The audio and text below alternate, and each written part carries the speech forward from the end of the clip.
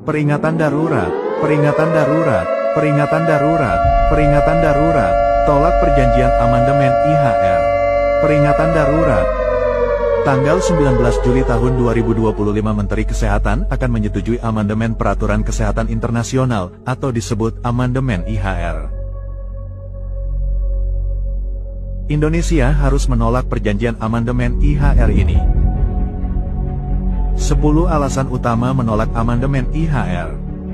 Alasan pertama, definisi baru dari produk kesehatan yang relevan, tidak disebutkan tentang vitamin, mineral, herbal, pengobatan homeopati, atau pengobatan alternatif. Hanya obat-obat farmasi dan terapi berbasis gen dan sel yang dipakai. Jadi ini hanya menguntungkan Big Pharma saja. Jadi Anda tidak bisa menggunakan herbal dan pengobatan alternatif. Alasan kedua, Direktur Jenderal WHO diberi kewenangan untuk menyatakan darurat pandemi hanya berdasarkan penilaiannya sendiri, tanpa sistem pengawasan atau pengimbangan kekuasaan. Negara tidak punya prosedur untuk membatalkan keputusan tersebut. Alasan ketiga, negara-negara diwajibkan untuk mempertahankan atau meningkatkan pendanaan domestik dalam mendukung pelaksanaan peraturan ini. Tidak ada kejelasan besar biayanya, dan WHO tidak punya kewajiban mempertanggungjawabkan hasilnya. Apa kita harus hutang lagi? Alasan keempat, mekanisme keuangan terpusat dan terkoordinasi oleh WHO, ini membuat pendanaan ke WHO secara terselubung, dan WHO bukan lembaga keuangan. Bagaimana mekanisme keuangan akan dikendalikan, tanpa audit yang transparan dan tanpa perlindungan terhadap konflik kepentingan?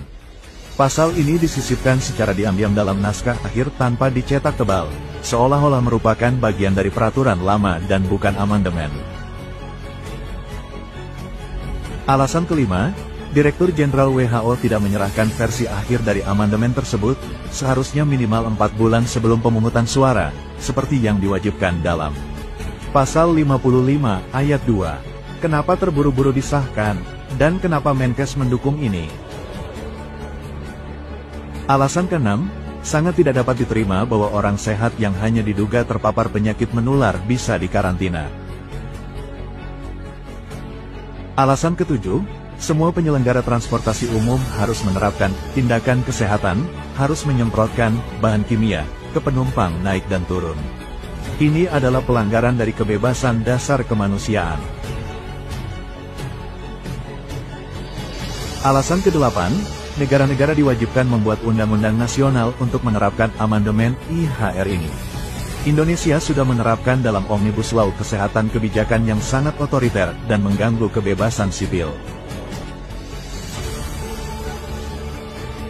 Alasan kesembilan, pendistribusian produk kesehatan dan aksesnya dipegang oleh Direktur Jenderal WHO, di mana memperkuat sistem WHO dalam mendapatkan keuntungan lewat skema sertifikasi standar WHO dan penggunaan darurat atas produk kesehatan. Negara akan dibuat bergantung dengan WHO, dan WHO mengontrol pasar. Alasan ke-10, menodai hak asasi manusia, memaksa warga atau pelancong menjalani vaksinasi atau tindakan pencegahan lainnya, seperti karantina atau isolasi diri. Tidak ada prosedur bagi menolak dan tidak ada prosedur persetujuan individu, artinya seseorang bisa dipaksa vaksin atau menerima perlakuan medis dari WHO. Kedaulatan kesehatan rakyat Indonesia dalam bahaya. Tolak amandemen IHR.